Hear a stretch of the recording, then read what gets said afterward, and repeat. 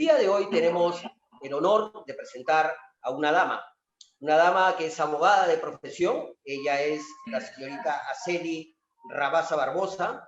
Ella es abogada de profesión, estudió en la Universidad de la Amazonía de Iquitos. Asimismo, ha estudiado una maestría en Derecho en la Universidad Nacional Mayor de San Marcos. Ella se ha desempeñado en diferentes funciones del ámbito público y privado, y asimismo podemos mencionar que ella tiene una opinión muy particular sobre la modificación del proyecto de ley del servicio militar para recuperar nuestros derechos como asociados, como ex cadetes del Colegio Militar Leoncio Prado, a los egresados de los colegios militares, y además sus propuestas para impulsar de llegar al Parlamento Nacional. Ella postula con el número 10 por el partido del señor George Forsyth, que es el partido de Victoria Nacional. Sin más preámbulos, presentamos a nuestra distinguida invitada, a quien le damos la más cordial bienvenida. Buenas noches.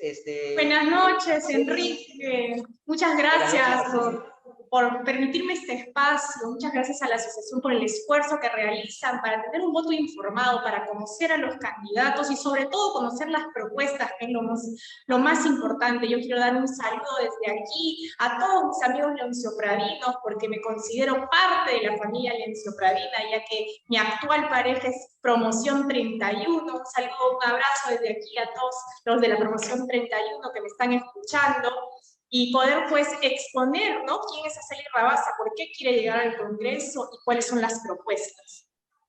Perfecto, Araceli. Tienes a toda la audiencia que te está escuchando atentamente.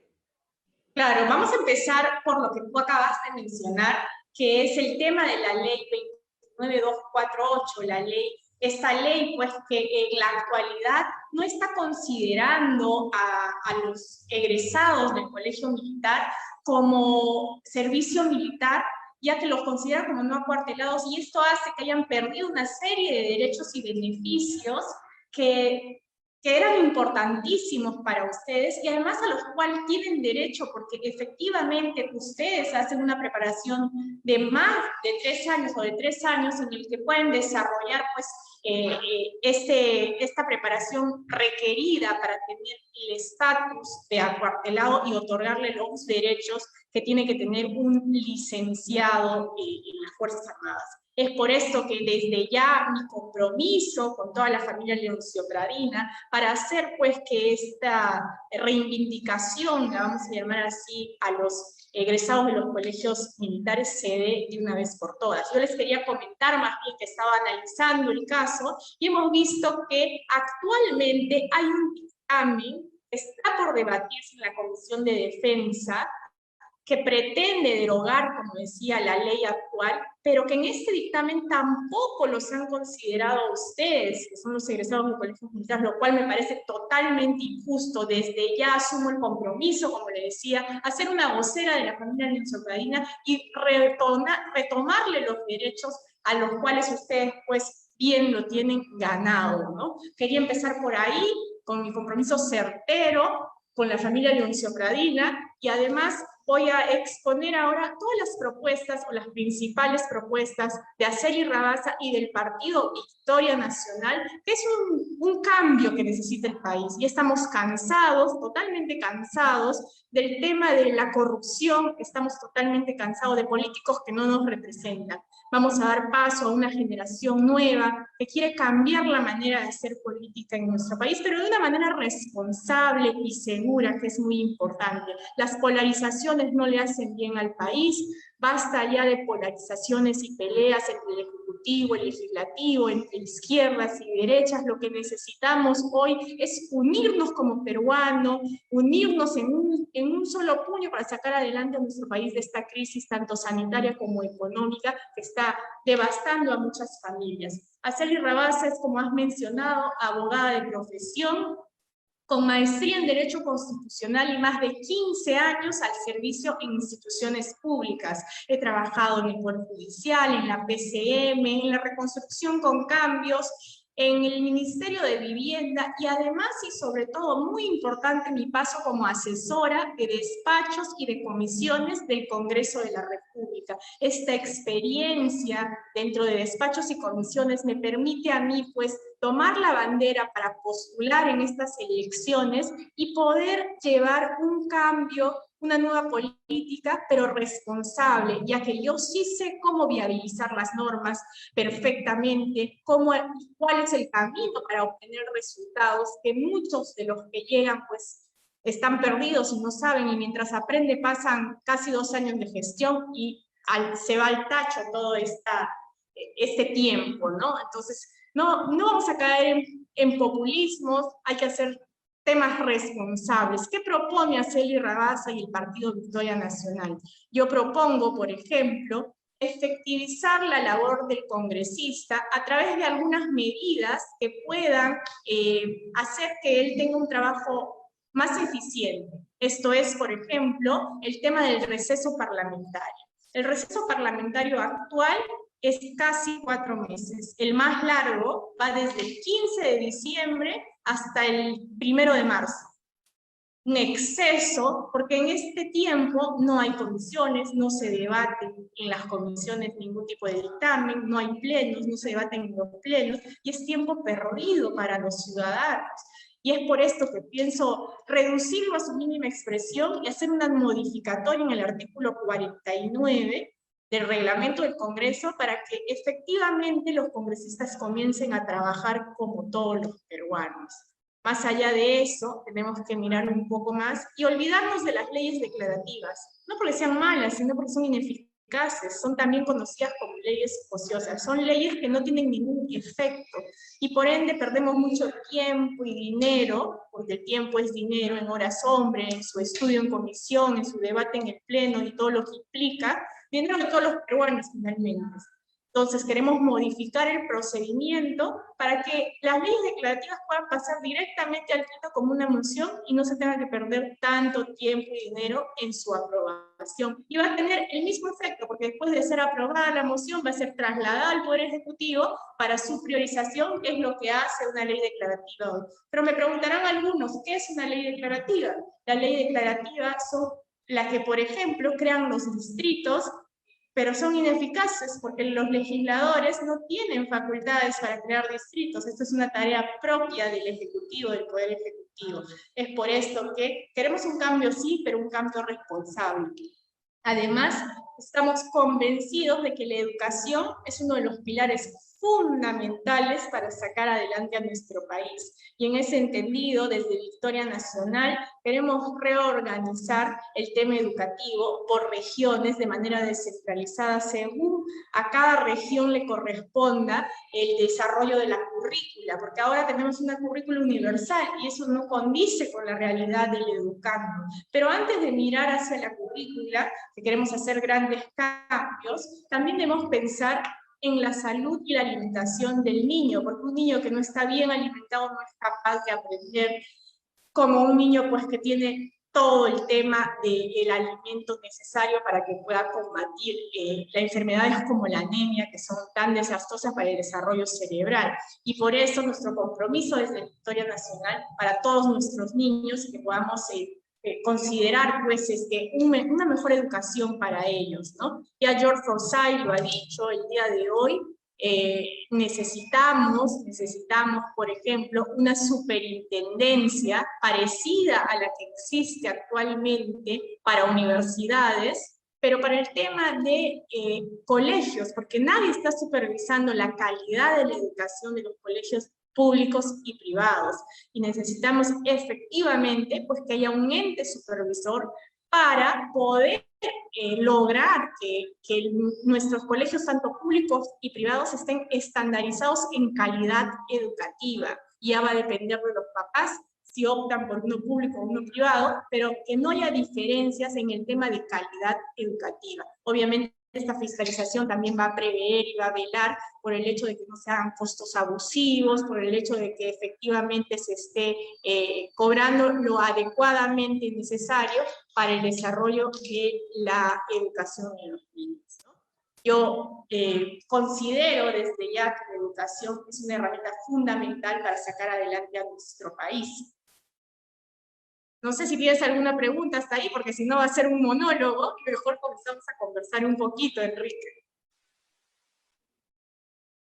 Perfecto, Araceli. Nos parece muy interesante esta primera parte de la presentación de tus propuestas. Y yo antes de darle paso a nuestro amigo Marco Arana, que estará a cargo de alguna de las preguntas que nos formulan los participantes en esta presentación de tu candidatura, Araceli, queremos consultarte cuál es tu opinión sobre el fallo de hoy del Jurado Nacional de Elecciones referente a la tacha interpuesta al candidato del partido Victoria Nacional, el señor George Forsyth. ¿Cuál es tu opinión personal y qué es lo que puedes decirle al electorado? Ay, muchas gracias por la pregunta, porque sí, yo ahora estoy justamente en el partido, estamos muy contentos con la decisión, creemos que ha triunfado la democracia y que el Jurado Nacional ha priorizado esta democracia y el buen proceder para poder tenernos a todos en carrera. El que tiene que elegir es el ciudadano, y ya había mencionado en una anterior oportunidad del mismo Jurado Nacional que el Jurado Electoral Especial se había equivocado al fallarle. ¿Por qué? Porque no tenía las pruebas necesarias, porque no tenía el fundamento necesario. Y es por eso que hoy estamos muy contentos y queremos decir a todos los que nos están escuchando que Victoria Nacional, con su líder George Forsyth a la cabeza, estamos más fuertes que nunca para llegar a la presidencia de la República y obtener una gran representatividad en el Congreso. Perfecto, ahora tenemos las preguntas de nuestro amigo Marcos Arana. Marcos, adelante, muy buenas noches. Hola, hola, ¿qué tal? Araceli, un gusto de conocerte y un gusto de que estés aquí en este espacio de la Asociación Leoncio Pradina. Así que los chicos de la 31 deben estar contentos, deben estar muy contentos. Tengo varias preguntas que hacerte, Araceli. Tú has hablado bastante, bueno, has puesto cierta énfasis en todo lo que es la educación, ¿no?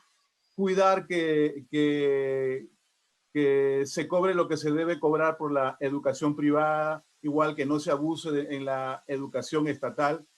Pero hay algo muy importante que nos distingue de otros países, ¿no? Porque podemos cuidar todo eso y que todo salga muy bien, pero si la currícula de estudios de los chicos, desde el nido, y yo digo hasta los posgrados, no nos enseñan a poder educar, entrenar ese potencial que tiene el ser humano, entonces lamentablemente vamos a quedar solamente a ser personas que trabajan para alguien, sabiendo que en nuestro país el 90 o 95% de las personas, perdón, de la recaudación fiscal vienen de emprendedores, gente que con eso, con lo que nació ese instinto de emprender algo, la tratan de hacer. Pero imagínate que ellos tuvieran una educación, ¿no? Desde el nido hasta los posgrados, digamos así, en que pueden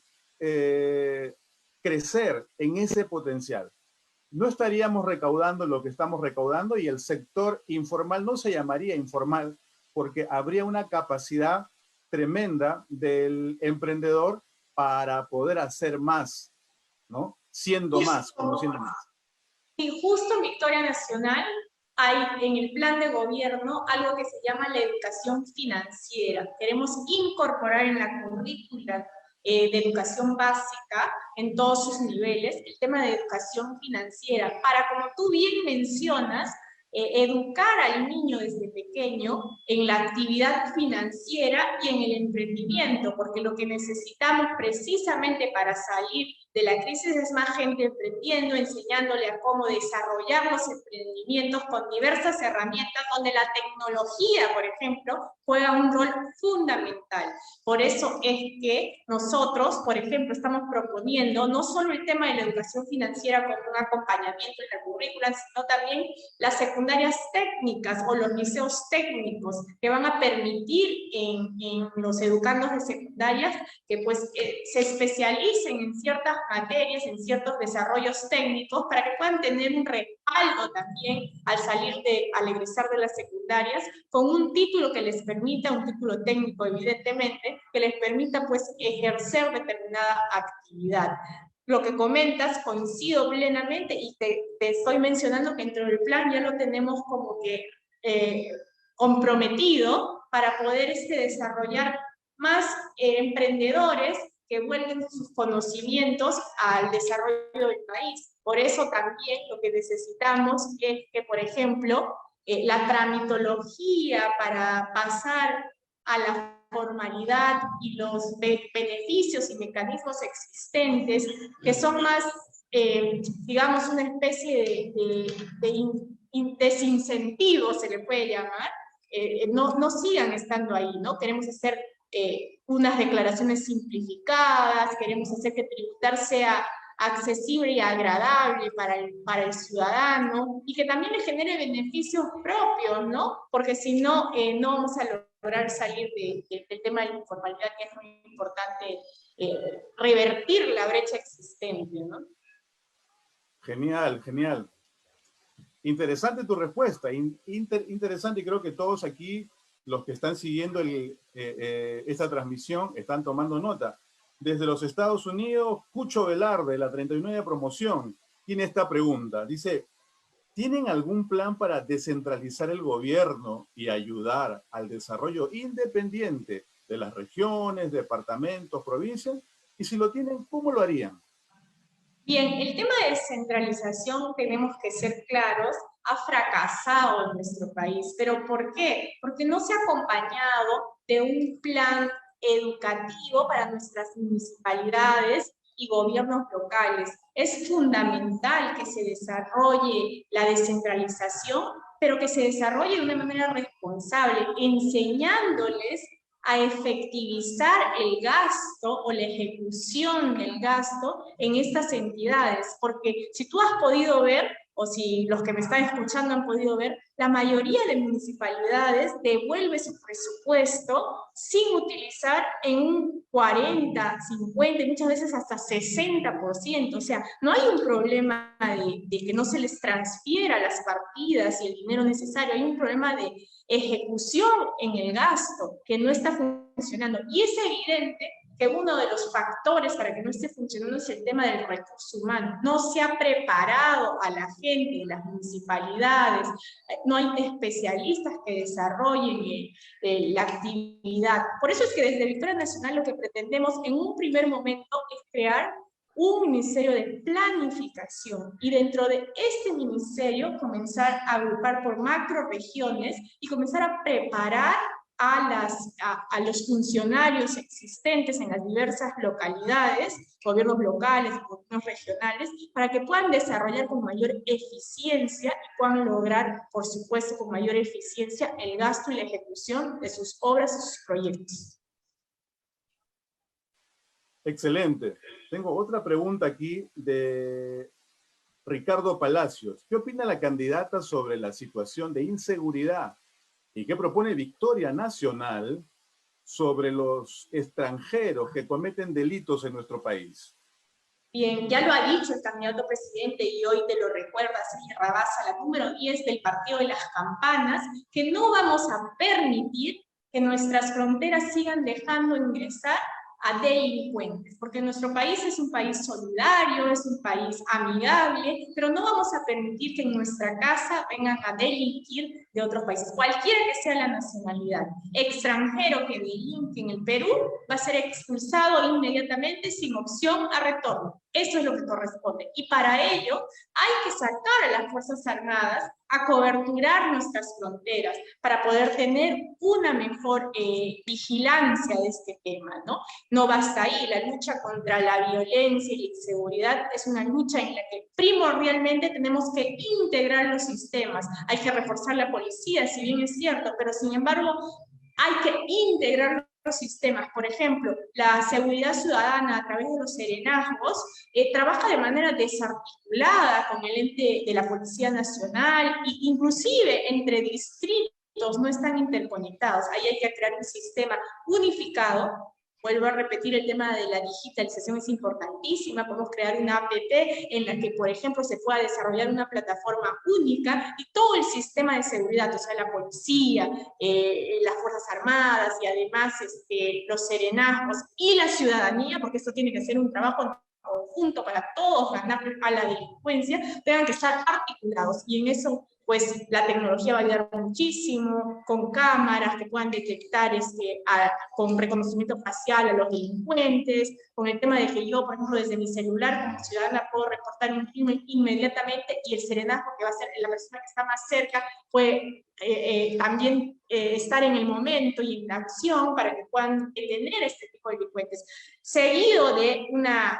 mayor pena en los delitos, porque muchas veces los delitos de paso, como le llaman, o los delitos menores, son los que nos tienen así en esta onda de inseguridad, porque por un celular hasta el día de hoy te están matando, te roban en cada momento, y el delincuente sabe que no va a tener consecuencias, porque como el monto no es mayor a lo necesario para que vaya a prisión, nunca va a estar en la cárcel, que es dejado en libertad a las 24 horas, ¿no? Entonces, tenemos que incrementar las penas para los delitos menores, eso también es algo necesario. Desde Victoria Nacional, el candidato George Forsyth ya ha dado una lucha frontal contra la delincuencia en uno de los distritos más violentos del país, como es la Victoria, y es por esto que sabemos cómo hacer las cosas y las vamos a hacer bien. Excelente, excelente. Don Mario Arana dice, los emprendedores no han sido incluidos en los programas como Reactiva. ¿Cuál es el plan de Forsyth sobre créditos para pequeños emprendimientos? Bien, hemos visto que se han dado oportunidades a través del Reactiva, pero que solo han llegado a las grandes y medianas empresas. ¿Por qué? Porque otra vez el tema de la burocracia ha sido un factor determinante. Se han olvidado de los pequeños y los microempresarios, y yo voy más allá inclusive del tema de la informalidad. Nuestros amigos emprendedores, la crisis ha sido una muy buena oportunidad para voltear a ver a los informales, decirles con un formulario sencillo, formalízate, te doy un crédito semilla, con un tiempo de gracia de 2 a 3 años, con el respaldo de los créditos con intereses entre 1 y 3%, como están dando en el Reactiva, y puedes emprender tu negocio, salir adelante, y eso va a generar reactivación económica, porque vas a dar por lo menos trabajo a 5 personas en cada emprendimiento. Y esto hay algunos que se desarrollan mucho más, ¿no? ¿Y cómo así no se va a sentir atraído el informar a pasar a la formalidad? En 3, 4 años esa gente ya estuviera en la formalidad, contribuyendo con sus tributos a nuestro sistema tributario, y bajaríamos la brecha, evidentemente. Por eso es que desde Victoria Nacional estamos comprometidos con el pequeño y sobre todo con el micro y el informal, para sacarlo adelante, porque esa gente lo único que quiere es oportunidades para trabajar. No es que no quiera ser formal, sino que no encuentra las oportunidades, y el Estado tiene que respaldarlo en ese sentido. Araceli, tengo una pregunta más, y ahí quiero cederle a mi compañero Enrique Rodríguez la posta. Tú has dicho algo muy importante sobre los emprendedores, ¿no? Yo asesoro a emprendedores, y lo que me doy cuenta es que ahora, hace poco me mudé, y para conocer el lugar, bueno, caminé varias cuadras, ¿no? Varias cuadras, ¿sí? Y vi que cada cuadra había un emprendimiento de delivery. Sándwiches, no sé, pizzas caseras. Hoy día, las amas de casa que se han quedado sin trabajo están viendo qué hacer. También los caballeros que se han quedado sin trabajo están viendo qué hacer. Y hoy en día el delivery ha aumentado. ¿Y qué quiere decir? Que ahora la crisis ha hecho que la gente sea más creativa.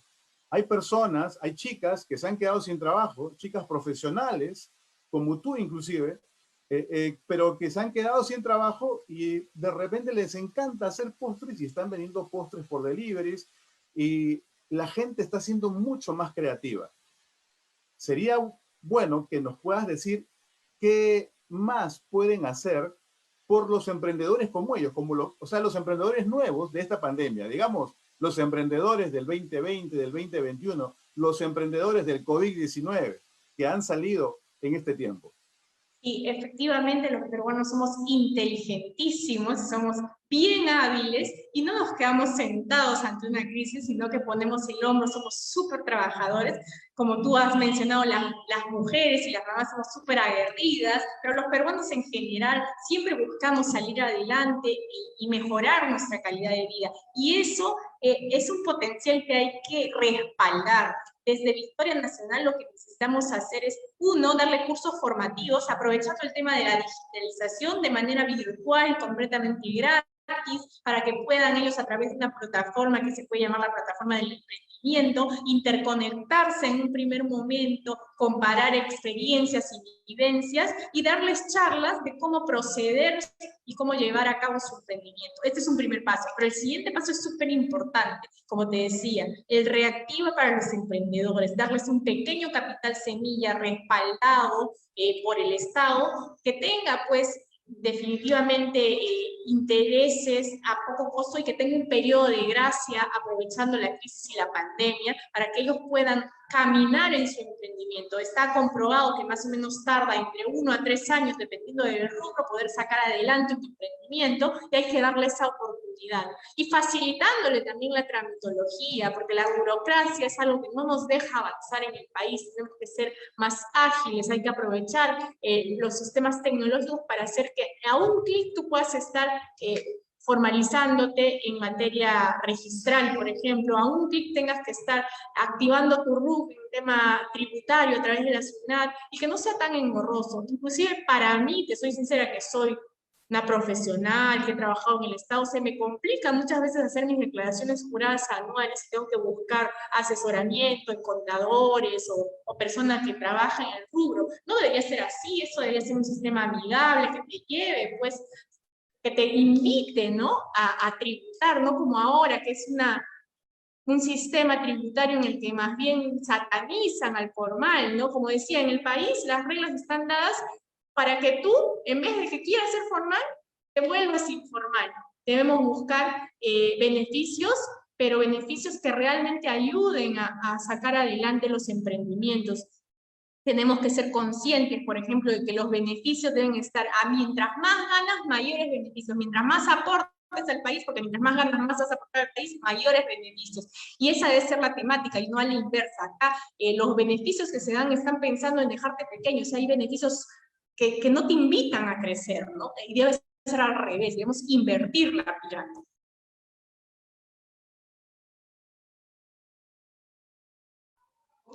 Perfecto. Bien, Araceli, muy interesante. Más bien, algo muy importante que comenta acá nuestro amigo Luis de la Cuba Gaviria, que tú como abogada y como mujer, ¿cuáles serían tus principales propuestas para reducir el alto índice de feminicidios que sufrimos actualmente en el país en los últimos años? ¿Y qué penas más duras o qué cambio o modificación en la legislación peruana deberíamos aplicar para terminar con esta triste estadística que sufrimos actualmente? Yo creo que un tema principal por donde se debe empezar es el tema de la prevención. Empoderar desde pequeños a nuestras niñas, niños, en el tema de la igualdad. No podemos pretender que hayan adultos que no maltraten si es que desde niños no educamos y no trabajamos en el tema de salud mental. Por eso es que en los colegios es importante que haya un curso que desarrolle temas de salud mental, porque estas personas que violentan a las mujeres, pues definitivamente no están bien de la cabeza, porque yo no creo que habiendo nacido alguien de una mujer que le ha dado vida pueda ser capaz de agredir a una mujer, no tiene que estar definitivamente mal de la cabeza, y hay que empezar por la prevención, que se ha dejado muy de lado, pero evidentemente con penas severas, con penas que no les permitan tener beneficio. agrede a una mujer, ya sea física o psicológicamente, pues es un ser que no merece tener ningún beneficio, no debe salir de la cárcel, debe pagar su condena y no debe tener ninguna benevolencia por parte del Estado, ¿no? Estamos hartos ya de ver pues cifras escandalosas respecto a muertes de mujeres o a mujeres maltratadas, o ya no encuentro otro nombre más que cobardía, insensatez. Es deplorable realmente cómo nuestra sociedad ha permitido que avancemos hacia un grado de violencia muchas veces incontrolable, ¿no? Entonces, pero el tema base tendría que ser la prevención a través del tema de salud mental, para después también tener penas severas y castigos firmes contra estos delincuentes. Ok, muy interesante, Araceli, y casualmente sobre ese punto, casualmente sobre temas legales, queremos mostrar, esta fue la edición de diciembre de la revista Alto Pensamiento, en la cual se publicó casualmente una página con una entrevista sobre el candidato a la presidencia del partido Victoria Nacional, George Forsyth, que casualmente él comenta que propone jurados ciudadanos en cada juicio de corrupción. ¿Podríamos Claro que ese sí. concepto y esa propuesta tan innovadora y tan novedosa de George Forsyth sobre jurados ciudadanos en los juicios de corrupción? Por favor, ilústranos, Araceli, sobre tu... Efectivamente, desde Victoria Nacional somos el único partido que ha alzado la bandera de la lucha contra la corrupción, principalmente con el tema de incluir un capítulo específico en nuestra Constitución que hable de esta lucha contra los corruptos, porque no es posible que se hayan perdido 23.000 millones en el año 2019 productos de la corrupción. Con esos 23.000 millones, ¿cuántos hospitales, cuántas escuelas, cuántas carreteras hubiéramos podido tener, cuánta agua, cuánto desagüe hubiéramos podido llevar a nuestros pueblos? Entonces, creemos que necesariamente tiene que ser considerado inclusive no solo como un delito de corrupción, sino como un delito de lesa humanidad, porque tú no solo estás robando la plata de los ciudadanos, estás robando la vida al no haber construido, a miles de personas al no haber construido un hospital, le estás robando el futuro a miles de niños al no haber construido una escuela en donde se puedan educar, le estás robando el desarrollo a miles de pueblos que no han podido tener esa carretera que tanta falta le hacía. Por eso, lo que deseamos es evitar que estos corruptos sigan saliendo libres, y ahí va la propuesta del tema justamente del jurado de ciudadanos. ¿Por qué? Porque somos conscientes de que los corruptos encuentran jueces corruptos y salen libres, y a las finales no pasa nada. Por eso es que queremos empoderar al ciudadano y que sean partícipes de los juicios de corrupción, y que ellos puedan determinar después del desarrollo del juicio si esta persona es culpable o inocente, porque somos unos convencidos que los ciudadanos no nos vamos a dejar amedrentar ni nos vamos a dejar coimear por esta gente sin moral que termina robándole al poblador y a los ciudadanos peruanos. Esto es lo que pretendemos hacer, es totalmente viable. Ya la presidenta del Poder Judicial salió a dar su respaldo, porque han habido algunas críticas respecto a que si era factible, debido a que tenemos un sistema que no es el sistema anglosajón, sino que es el sistema románico-germánico.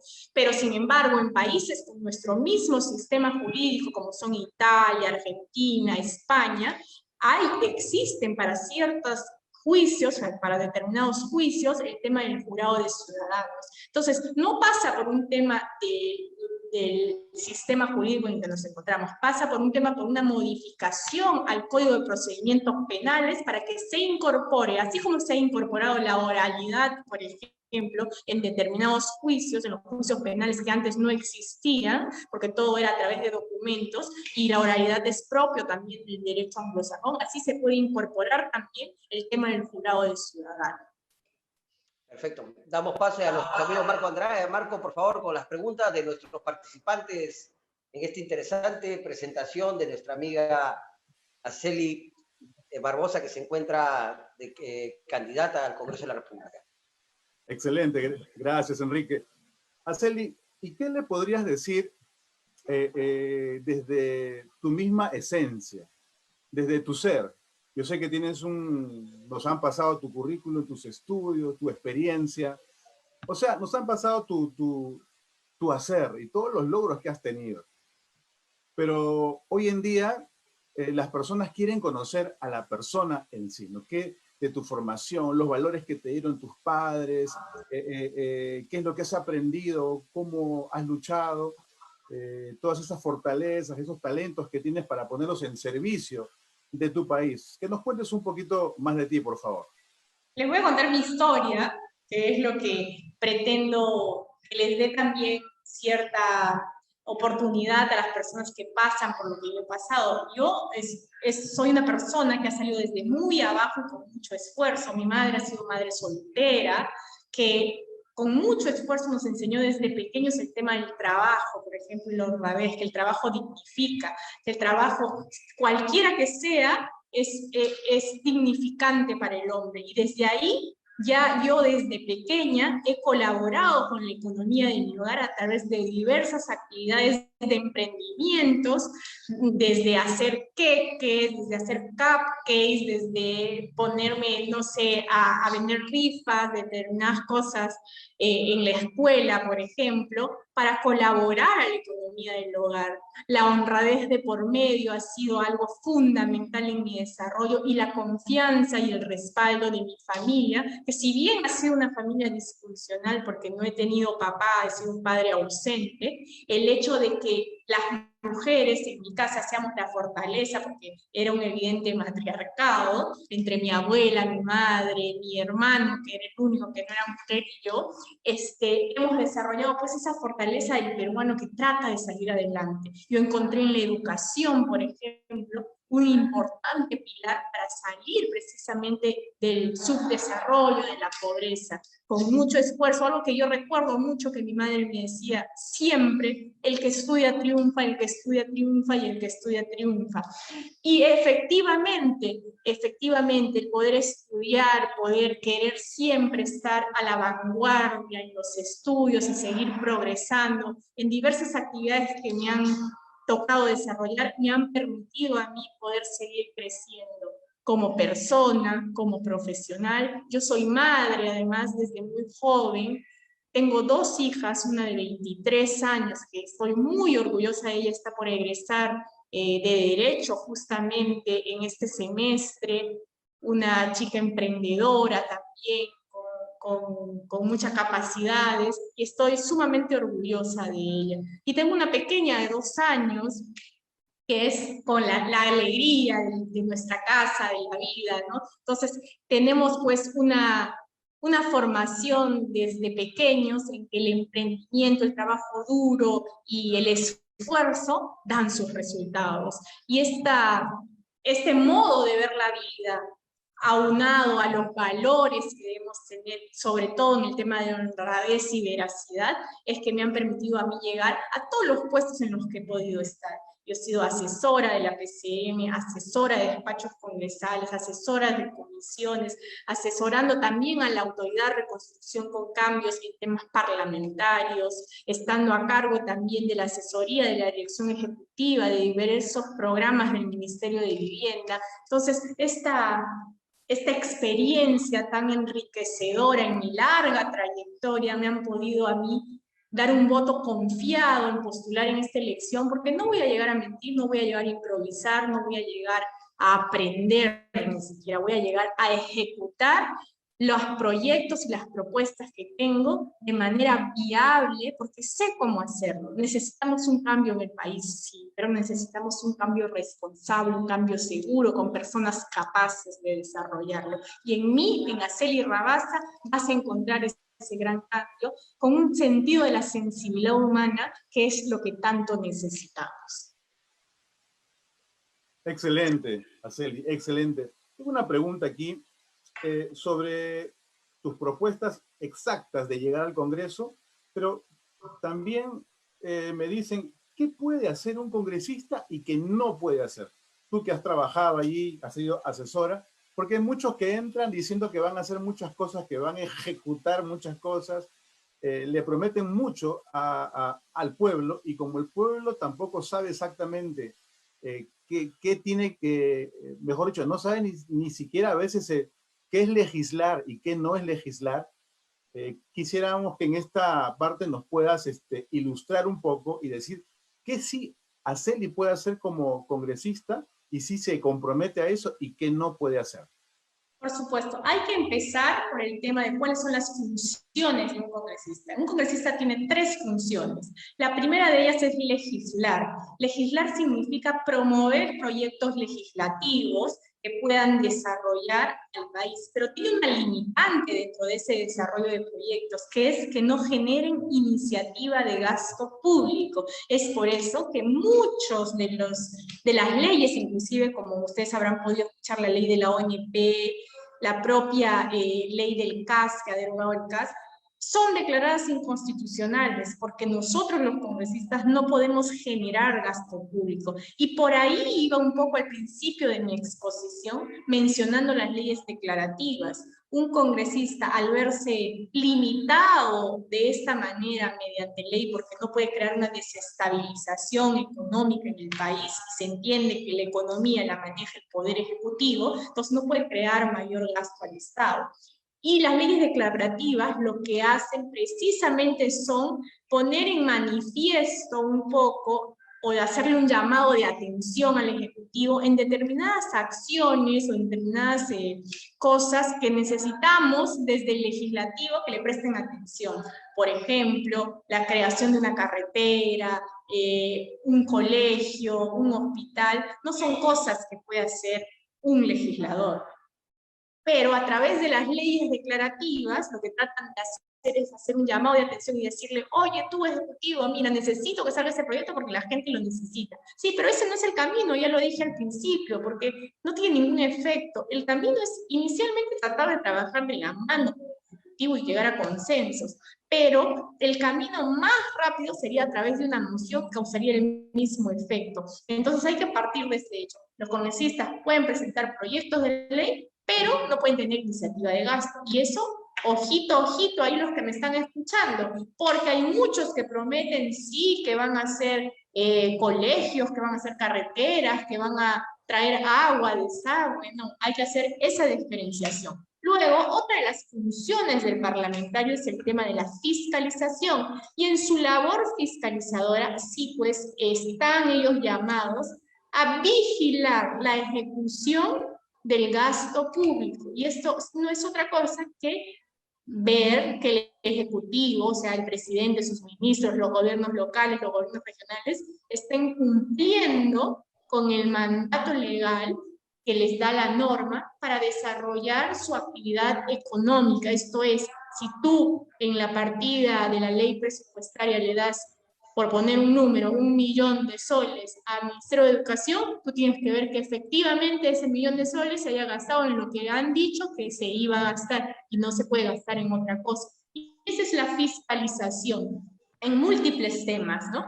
Luego, por último, está una labor que está olvidada. Yo camino muchas veces por muchos distritos y en esta función de representación es la que se ha dejado de lado, que para mí es la más importante de un congresista, porque un congresista llega efectivamente a representar al electorado, a representar a sus ciudadanos. Entonces, no podemos, pues, toparnos como ahora con congresistas que no te atienden, que no te escuchan. Araceli Rabasa es una convencida que el contacto con la población del congresista tiene que ser permanente, y en ese sentido pues vamos a abrir nuestros despachos, el despacho de Araceli Rabasa de llegar al Congreso, para que puedan atender a los ciudadanos, que es lo que realmente se pone manifiesto el tema de la representación, ¿no? ¿Cómo vas a representarlos si ni siquiera los escuchas? ¿Cómo vas a representarlos si ni siquiera los atiendes? Entonces, por eso, despacho de puertas abiertas, bajar todas las semanas a los diferentes distritos y a las diferentes instituciones para que puedan saber qué estamos haciendo desde el Congreso y qué medidas se está apoyando, pues, el desarrollo de determinadas actividades, ¿no? Nos gusta mucho tu propuesta y tu iniciativa, la verdad, Araceli, y la felicitamos, la verdad. Y vamos a tener muy en cuenta que la candidata Araceli Rabasa Barbosa hoy día nos está mostrando su propuesta y comprometiéndose ante el electorado casualmente para cumplir la verdadera función que espera el pueblo del electorado, porque lamentablemente muchos de nosotros, por no decir la mayoría de peruanos, estamos ya cansados realmente de escoger representantes en el Congreso que al final no nos vienen a representar. Pero casualmente tenemos acá una pregunta muy interesante de uno de los participantes, que es el señor Marco Arana, que dice algo muy cierto: los emprendedores no han sido incluidos en el programa de Reactiva Perú, ¿no? Y esto es muy cierto porque, por ejemplo, muchos pequeños empresarios, así como muchos profesionales de actividades particulares como contadores, ingenieros, periodistas, etcétera, han quedado realmente fuera del programa y no han tenido ninguna asistencia del Estado como para poder permitir la reactivación y después cumplir con el reintegro de este apoyo económico por parte del Estado para reactivar la economía y sus hogares y sus familias. Por eso, nuestro amigo Mario Arana nos pregunta: ¿cuál es el plan de George Forsyth sobre los créditos para los pequeños emprendimientos y también para los profesionales y técnicos particulares? Sí, justo lo veníamos comentando, el Reactiva no ha llegado a donde ha tenido que llegar, que es al más necesitado. Ha llegado solamente a empresas grandes, a empresas medianas, que en realidad son los que menos han debido ser favorecidos, pero lastimosamente por la burocracia, por el tema de los requisitos que te pedían para poder acceder al Reactiva, ha jugado en contra de estos pequeños y micro empresarios. Y ahí yo estaba comentando justamente en el bloque anterior el hecho de que se han olvidado del emprendedor, del informal. Por eso es que yo considero que una manera de buscar la formalización ha sido ser precisamente este tema del Reactiva. Por eso es que desde Victoria Nacional lo que vamos a hacer es direccionar un Reactiva, pero para el emprendedor, un Reactiva para el informal, para que uno pase a la formalidad y dos, pueda tener acceso a un capital semilla. Y a través de este capital semilla que va a tener entre 1 y 3 años de gracia, puedan ellos desarrollar su emprendimiento, desarrollar su actividad o su rubro. Y después de este año de gracia o hasta 3 años de gracia, pues comenzar a recaudar lo prestado, pero con bajísimos intereses como han tenido el Reactiva, de 1 a 3%. ¿Por qué? Porque está respaldado por el Estado y así tienes. La última pregunta, como director de la revista Alto Pensamiento, antes de darle paso a nuestro amigo Marcos Andrade para que continúe con las preguntas, que tenemos muchas para ti. ¿Cuál sería realmente el cambio de legislación que podría hacer como iniciativa legislativa para cambiar la legislación y permitir de que la Policía Nacional se vea más empoderada y vea no limitada su capacidad de combatir la delincuencia? Tenemos el caso de que policías en uso de su deber y sus funciones disparan o abaten a delincuentes en fragancia, pero sin embargo estos son enjuiciados, encarcelados y limita la capacidad operativa de la policía. ¿Qué cambios podríamos hacer realmente para terminar con estas taras judiciales y legales que impide que la policía actúe de mejor manera y la delincuencia siga creciendo de manera desmedida? Sí, hay que partir diciendo de que nuestro país es uno de los pocos en que los derechos humanos son para el delincuente y no para nuestras autoridades, para nuestra policía. Hay que empoderar a la policía, hay que empoderar a nuestra policía dotándole obviamente de recursos y de las herramientas necesarias, pero de una legislación que no sea tan dañina, porque como bien tú lo has dicho, cuando ellos combaten la delincuencia hasta miedo tienen porque saben que les van a hacer una investigación que muchas veces los puede destituir y muchas veces los puede llevar hasta presos. Y el delincuente, bien, gracias. Al delincuente nadie lo persigue porque nuestra fiscalía hace tan mal su trabajo que a él se demora en procesarlo muchísimo tiempo más que muchas veces a nuestra policía. Por eso es importante revertir esta situación a través de una legislación que les permita accionar contra la delincuencia sin estas taras existentes a través de procesos engorrosos en los que se encuentra. Conozco muy de cerca algunos policías en los que se han pasado 4 o 5 años de juicio por cumplir con su deber, por cumplir con abatir el crimen. Y eso no puede seguir pasando. Desde Victoria Nacional, nuestro compromiso, George Forsyth lo ha mencionado en varias oportunidades, con el empoderamiento de nuestra policía y de nuestras Fuerzas Armadas en general, por supuesto. Excelente. Gracias por tus respuestas, Araceli, muy asertivas. Y algo importante que justamente estaba pensando mientras que leía las preguntas de todos los venezolanos que están conectados vía Facebook, mucho se habla y mucho se promete sobre los derechos humanos, y hay un montón de organizaciones sobre derechos humanos, pero muy poco o nada se habla sobre los deberes humanos. No conozco al menos una organización que se llame Organización Mundial de los Deberes Humanos.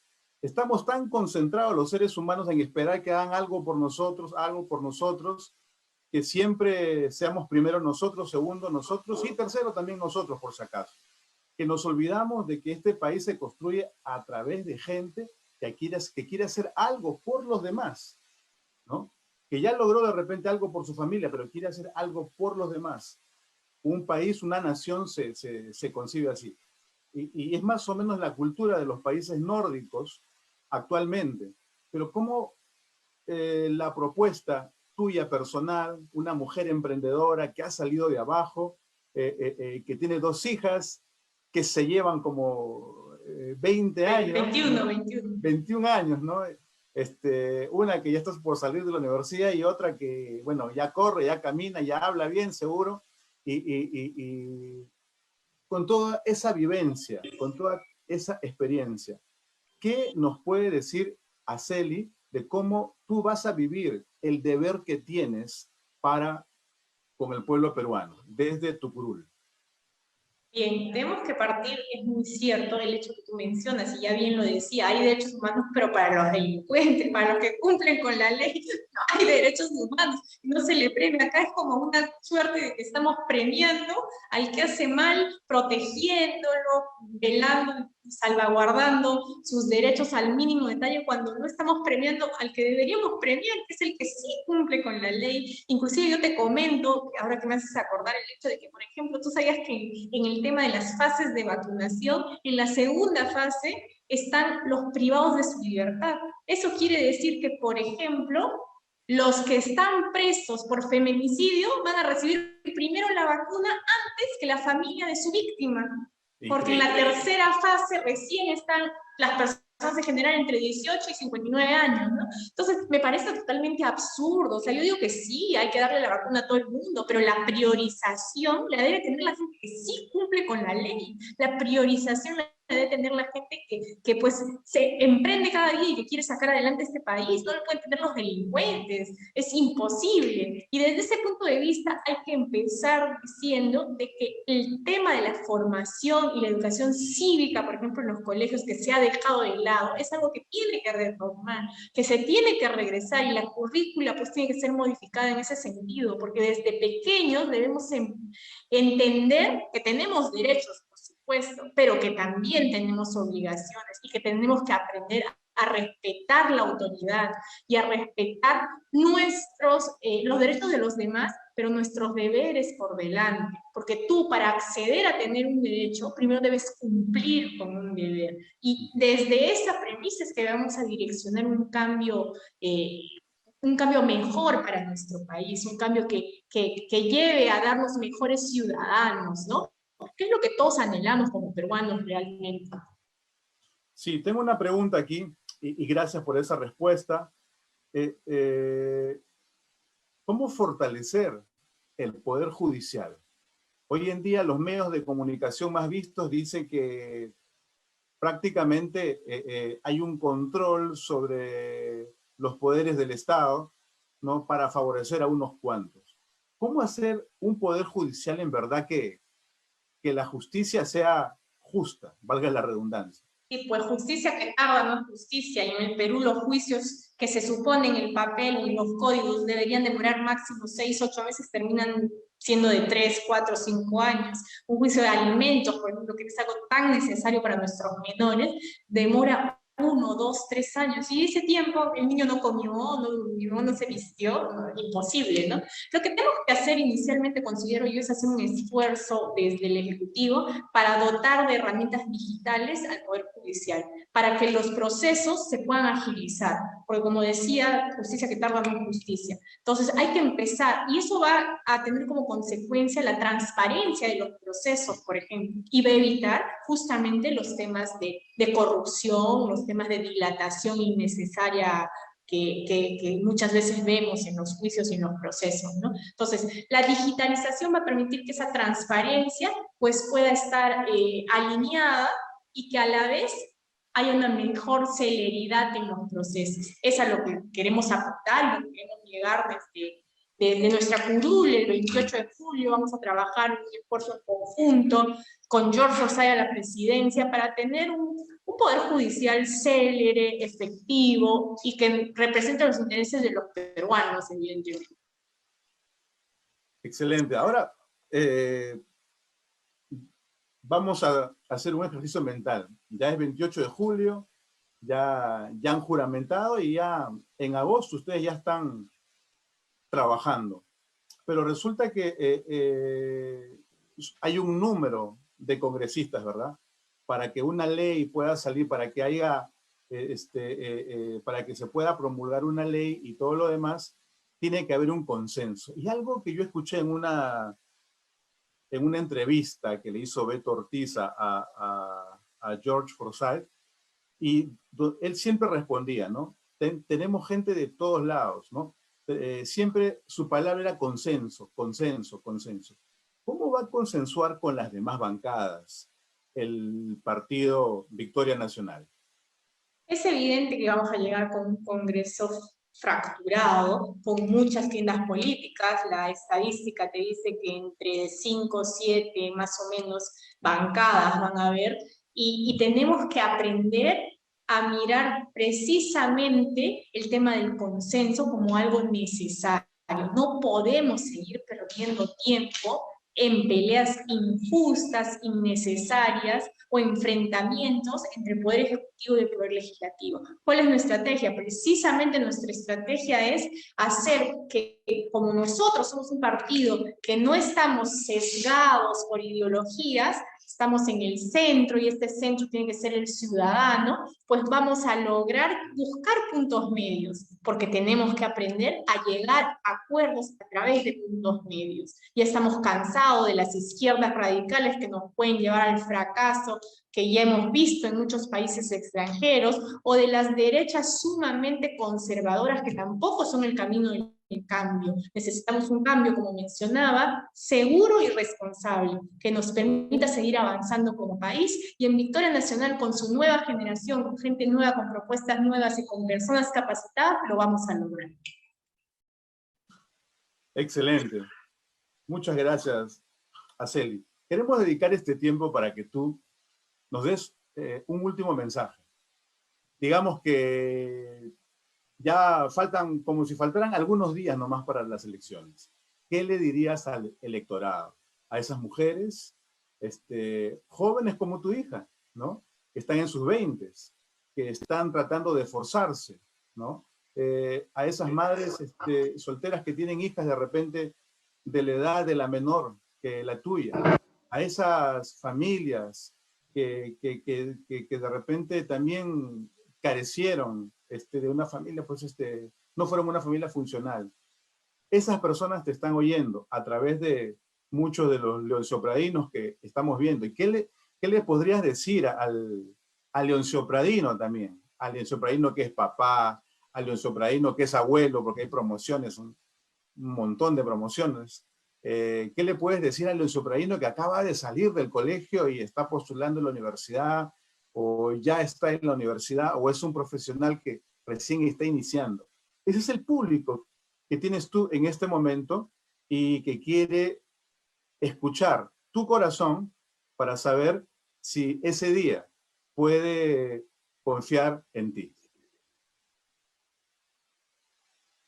Yo, Araceli Rabasa, la 10 del Partido de las Campanas, le propongo un cambio responsable y seguro al país. Tenemos una gran responsabilidad este 11 de abril y es escoger a nuestras nuevas autoridades. No sigamos cometiendo los mismos errores del pasado. Volteemos a mirar a gente joven, a una generación fresca, que quiere un cambio real y que representa además la capacidad y el profesionalismo necesario para llegar precisamente a representar a nuestros amigos educandos a través de la titulación gratuita, que es una de mis propuestas, para llegar a representar a todas aquellas madres que me están escuchando a través de programas y temas de salud para nuestros niños y alimentación segura para nuestros niños, para llegar a ser un congreso más eficiente, que sí te represente, un congreso en el que ya no hayan otorongos, ya no hay otorongos que quieran desarrollarse, pues, como se han venido comportando los políticos tradicionales, estos políticos dinosaurios que no quieren dejar el poder. Demos pase a una nueva generación que sea capaz de realizar el cambio que tanto anhelamos, a una política de concertación, a una política que nos unifique como país, en el que podamos desarrollarnos como peruanos y salir adelante y estar orgullosos de nuestro Perú. Desde aquí, un saludo a mi familia leonciopradina, me siento parte de la familia, porque en definitiva voy a luchar por sus intereses y vamos a hacer que se vuelva una realidad esta inclusión que tanto necesitan para sus beneficios. Un saludo, un abrazo fraterno y definitivamente, pues, no sé, esperamos que este 11 de abril nos apoyen todos con su voto, el 10 de las campanas de la esperanza, de las campanas de la victoria que están sonando, para llegar, pues, a tener un futuro mejor y un Perú mejor. Gracias, gracias Araceli por este día de estar con nosotros aquí, con todos los No puedo terminar sin decir el lema leoncio-pradino, que es alto el pensamiento, como una bandera. Bravo. Sí. Muchas gracias por la invitación, muy amena la entrevista, les agradezco por el espacio realmente. Excelente, bueno, y estamos terminando esta entrevista con Araceli Rabasa, candidata número 10 de Victoria Nacional. Nos vemos en nuestro próximo Voto Informado. Gracias. Buenas noches. Buenas noches.